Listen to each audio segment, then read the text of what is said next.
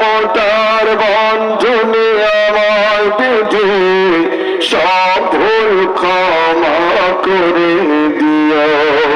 আমি যদি কোনদিন পথ ভুলে যাই,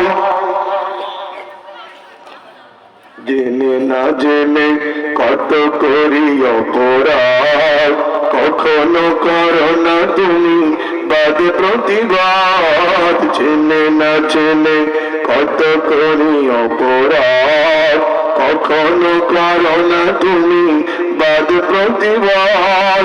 তোমার দয়ার সীমা নাই নাই নাই, তোমার দয়ার সীমা নাই নাই নাই।